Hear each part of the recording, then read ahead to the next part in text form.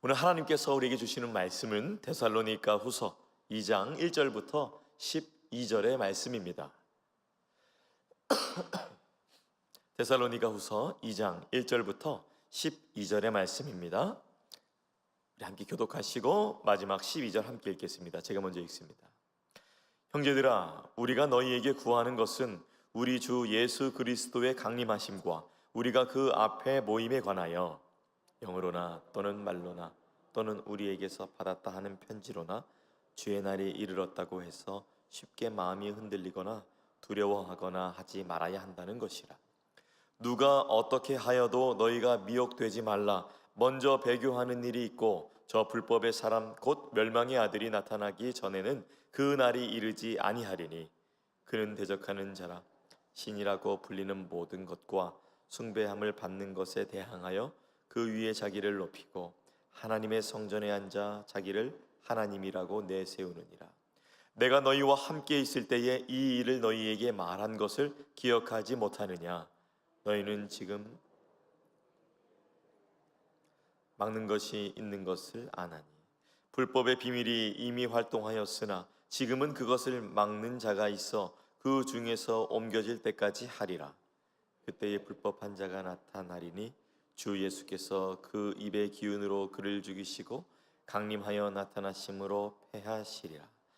악한 자의 나타남은 사탄의 활동을 따라 모든 능력과 표적과 거짓 기적과 불의의 모든 속임으로 멸망하는 자들에게 있으리니 이는 그들이 진리의 사랑을 받지 아니하여 구원함을 받지 못함이라.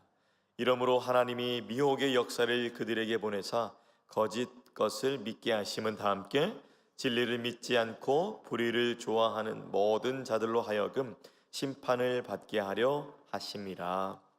아멘.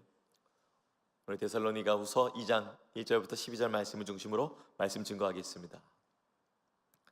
신당동 떡볶이 아시나요?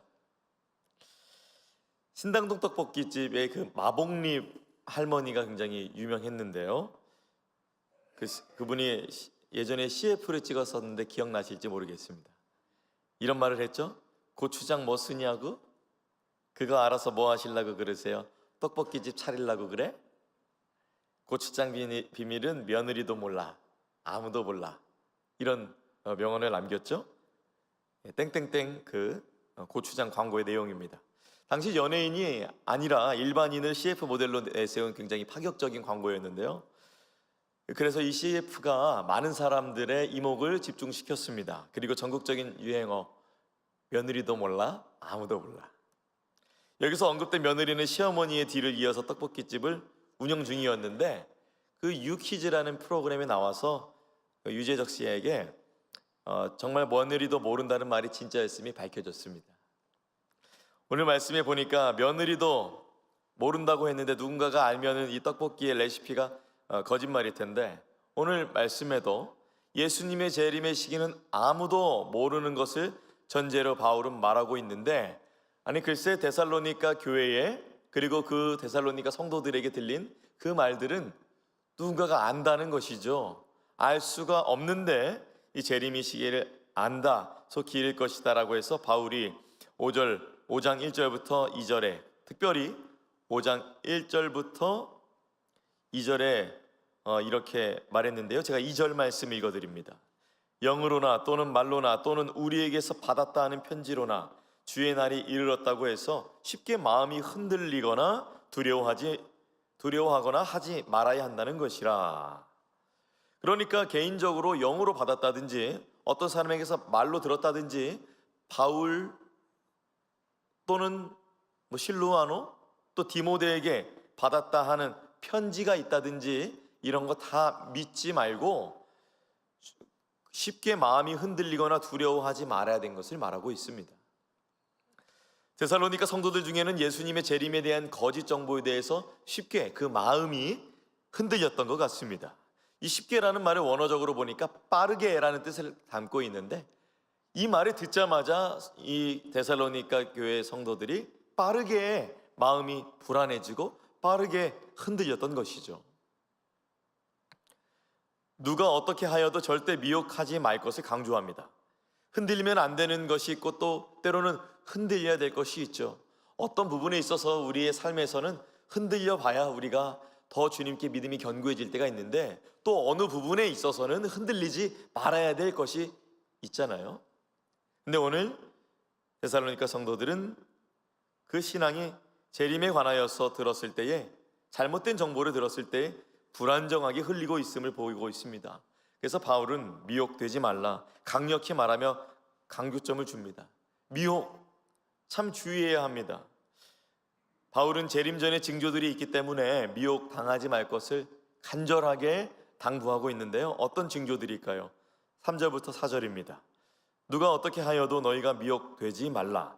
먼저 배교하는 일이 있고 저 불법의 사람 곧 멸망의 아들이 나타나기 전에는 그 날이 이르지 아니하리니 그는 대적하는 자라 신이라고 불리는 모든 것과 숭배함을 받는 것에 대항하여 그 위에 자기를 높이고 하나님의 성전을 앉아 자기를 하나님이라고 내세우느니라. 배교하는 일이 있습니다. 불법의 사람이 나타납니다. 요한일서 2장 18절 말씀에 기록되었듯이 적 그리스도를 가리키는 멸망의 아들의 위세는 아마도 대단할 것입니다. 그가 나타나면 모두가 인지하게 됩니다. 알게 됩니다. 그는 하나님을 대적하고 스스로를 높이고 멸망받게 될 자입니다. 이 두 가지 징조가 선명하게 드러나기 때문에 그 날이 언제인지는 모르지만 모든 성도가 그 날이 이르면 다 함께 그 날의 다가옴을 알 수 있는 것입니다. 소수만 느끼는 것이 아닙니다. 딱 한 명만 영적으로 탁월한 자만 느끼는 것이 아닙니다. 그 날이 언제인지는 모르겠지만 징조를 보아 모든 성도가 알 수 있는 것입니다.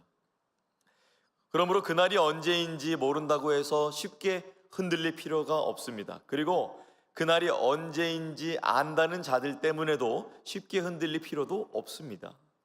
성도에게 예수님의 재림이 해당되는 그 날은 기쁨의 날이자 역전의 날이자 면류관을 받는 날이자 주님 앞에 당당하게 서는 날이기 때문에 귀에 들리는 소리 때문에 쉽게 흔들리는 것이 아니라 우리 심령에서 말씀하고 계시고 교회를 통해서 말씀하시는 주의 음성, 영적인 귀로 듣고 우리가 굳건하게 서 있어야 할 줄로 믿습니다. 숙제를 마친 아이는 학교 가는 것이 두렵지 않죠. 방학 내내 놀았었던 한 아이, 미술 작품을 5개를 그려가야 했는데 글쎄 한없이 놀다 보니까 이 아이가 밤새도록 개학 전날에 2개밖에 못한 거예요. 이 아이의 어머니가 좀 매정했습니다. 아이에게 책임감을 부여해 주기 위해서 숙제를 도와주지 않았습니다. 아이는 5개가 그려져야 할 큰 스케치북에 2개만 그려갔는데 글쎄 이것을 선생님이 확인하면 어떻게 될까? 두려운 마음에 그만 교회 수도가 밑에 가방을 숨겨놓고 오락실로 향하게 됩니다. 저의 이야기입니다.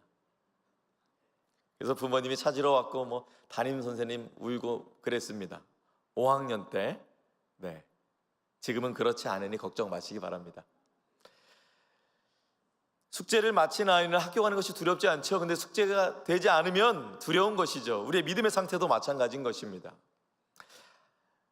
그런 소문 때문에 사실 두려워할 것이 아니라 말씀을 통하여서 평상시에 나의 믿음을 점검하는 것이 더 중요한 것이죠. 합법적인 비행기 티켓을 산 사람은 공항에 가는 것이 두렵지 않죠. 오히려 이러한 것들은 칭찬받고 확인받고 안심할 수 있는 것들입니다. 우리의 믿음도 주님 앞에 마찬가지죠. 여러분을 너무나도 사랑하시는 예수님이 오시는 그날이 두렵다면, 그날이 무섭다면 우리가 주님께 다시 한번 믿음을 구해야 할 것입니다. 그날이 언제인지는 모르지만 우리는 주님의 재림을 소망하며 우리의 믿음 생활, 우리의 신앙 생활을 각자의 자리에서 예수님을 사랑하는 마음으로 살아가야 할 것입니다. 잘못된 재림은 믿음을 위험하게 하지만 성경적 재림의 믿음은 위대한 것입니다. 왜냐하면 재림의 소망은 이 땅의 많은 헛된 것들을 분별하는 데 통찰을 주고 예수님께 더욱 가까이 나아가게 하기 때문입니다. 그러므로 너무 여유롭지도 않고 또 너무 두려워하지도 않으면서 그 사이에서 주님 사랑하는 마음으로 이 땅을 살아갈 때 적절한 긴장과 그리고 확신 속에서 신랑 되신 예수님의 재림을 소망하며 주님의 몸된 교회와 가정과 직장과 사업장에서 오늘 하루도 신실하게 살아가시는 여러분이 되시기를 축복합니다. 저는 5절부터 12절 말씀으로 살펴보면서 이런 것들을 살펴보게 되었습니다. 저희가 이전에 1절부터 4절에 나타난 한 사람이 있죠. 이 사람에 대한 내용은 이미 데살로니가 성도들도 알고 있다고 바울은 5절에 말씀합니다. 이 사람 불법의 사람입니다. 저도 누군지 굉장히 알고 싶습니다. 그러나 아직 우린 알지 못합니다. 불법한 자는 자신이 나타나고 싶을 때 나타날 수가 없습니다. 왜냐하면 이조차도 하나님의 계획 안에, 하나님의 능력 안에 일어나기 때문입니다. 불법한 자는 분명히 나타날 것입니다. 말씀대로. 그렇지만 그보다 더 크신 하나님의 능력이 그것을 막고 제어하실 수 있는 더 크신 능력이 됨을 믿으시기 바랍니다. 7절 말씀이 이렇게 말씀합니다. 불법의 비밀이 이미 활동하였으나 지금은 그것을 막는 자가 있어 그 중에서 옮겨질 때까지 하리라. 하나님의 뜻이 이 땅에 온전하게 이루어지지 않았기 때문에 하나님이 세상 마지막 날까지 그 마지막 날의 도래를 연기하고 계시다는 것을 볼 수가 있습니다. 하나님의 능력이 얼마나 위대하고 크신지를 알 수 있는 대목입니다. 위대하신 주라는 찬양이 있죠. 위대하신 주 찬양의 위대하신 주 모두 알게 되리라. 위대하신 주. 하나님의 계획 속에 진행됩니다. 하나님도 모르시다가 갑자기 불법한 자가 갑자기 쑥 튀어나와서 하나님을 놀래켜드리는 것이 아닙니다. 하나님은 다 알고 계십니다. 하나님께서 그를 막는 능력을 거두실 때에 그 불법한 자가 나타나게 됩니다. 8절 말씀입니다. 그때에 불법한 자가 나타나리니 주 예수께서 그 입의 기운으로 그를 죽이시고 강림하여 나타나심으로 패하시리라. 이 불법한 자, 인간의 입장에서 보기에는 굉장한 자입니다. 그러나 예수님은 그의 입 기운으로 패하실 정도로 하나님의 입장에서는 아무것도 아닙니다. 예수님은 그의 영향력을 없애시고 무효로 만든다는 것을 바울은 강조합니다. 불법한 자를 나타내는 때, 그때가 또한 예수님이 나타나시는 때이기도 합니다. 사탄에게 속한 불법한 자는 예수님께 멸망당하기 전에 특이한 행동을 하는데요, 바로 9절과 10절에 나타납니다. 악한 자의 나타남은 사탄의 활동을 따라 모든 능력과 표적과 거짓 기적과 불의의 모든 속임으로 멸망하는 자들에게 있으리니 이는 그들이 진리의 사랑을 받지 아니하여 구원함을 받지 못함이라. 이 말씀을 이렇게 읽어보면서 참 우리가 보이는 것에 또 듣는 것에 얼마나 취약하고 약한지 참으로 다시 한번 절감하게 되었습니다. 10절 말씀 하반절에 보면 진리의 사랑을 받지 아니하여, 진리의 사랑은 오직 말씀으로만 전달이 되고 주의 진리인 성경으로만 전달이 되는데 듣지 못하고 보지 아니하는, 또한 듣는 것에 취약하고 보는 것에 취약한 우리들이 어쩌면 진리의 사랑에 더욱 집중하며 나아가야 되지만 우리가 얼마나 그 부분에 취약한지 저는 다시 한번 제 자신을 보면서도 깊이 깨닫게 되었습니다. 진리에 더욱 귀를 기울여야 할 때입니다. 성경을 더욱 사랑하고 예수님을 더욱 사랑할 때임은 분명합니다. 알고 있어도 진리로 여러분을 무장하셔야 되고, 믿고 있어도 예수님으로 여러분의 가족 채우셔야 하고, 행하고 있어도 복음으로 여러분을 충만케 사셔야 합니다. 하나님의 심판은 분명히 있습니다. 모른다고, 언제인지 모른다고 준비하지 않으면 안 됩니다. 언제인지 모르기 때문에 늘 항상 준비해야 하는 것입니다. 데살로니가후서 2장 11절부터 12절 읽어드립니다.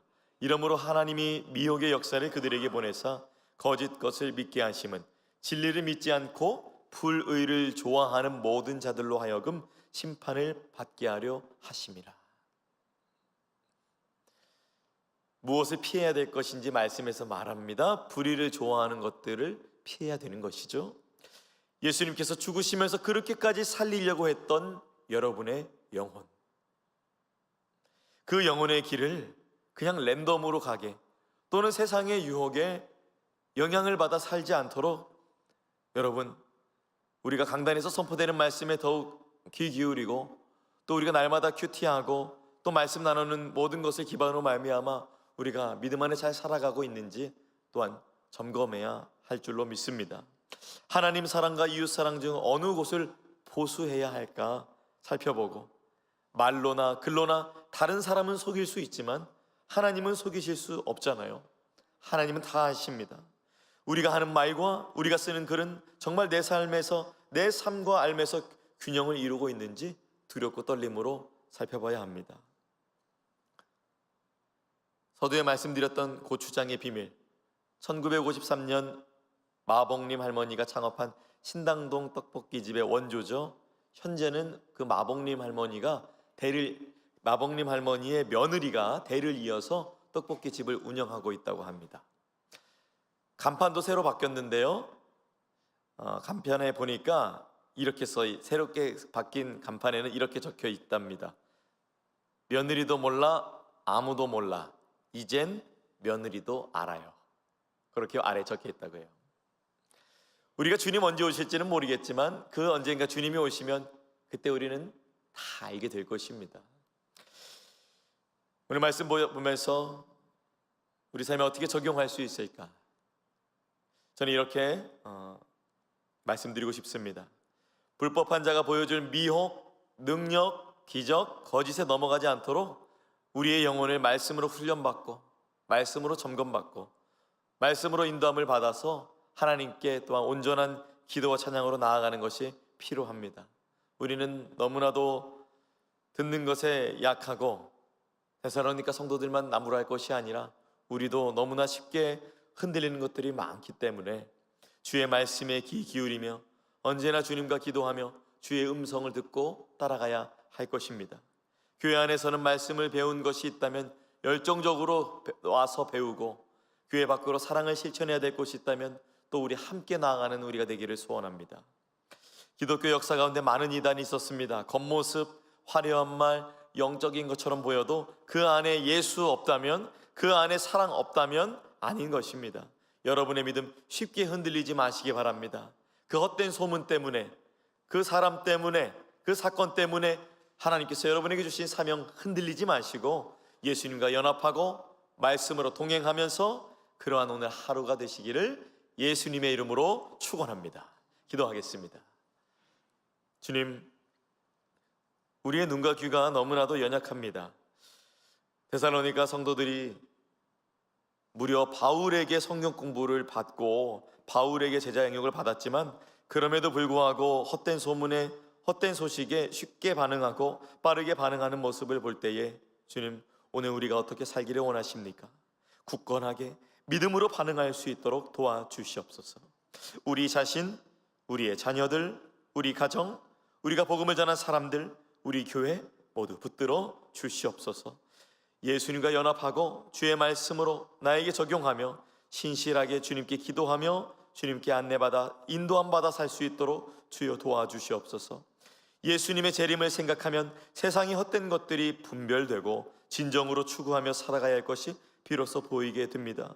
우리에게 건강한 재림의 신앙을 주시고 세상의 헛된 것들을 분별하며 신랑 되신 주님을 기다리며 살아가게 하여 주옵소서. 모든 것을 주님께 부탁드리며 귀하신 예수님의 이름으로 기도합니다. 아멘. 하늘에 계신 우리 아버지여, 이름이 거룩히 여김을 받으시오며 나라가 임하시오며 뜻이 하늘에서 이루어진 것 같이 땅에서도 이루어지이다. 오늘 우리에게 일용할 양식을 주시옵고 우리가 우리에게 죄 지은 자를 사하여 준 것 같이 우리 죄를 사하여 주시옵고 우리를 시험에 들게 하지 마시옵고 다만 악에서 구하시옵소서. 나라와 권세와 영광이 아버지께 영원히 있사옵나이다. 아멘. 각자의 기도의 제목으로 기도하시겠습니다.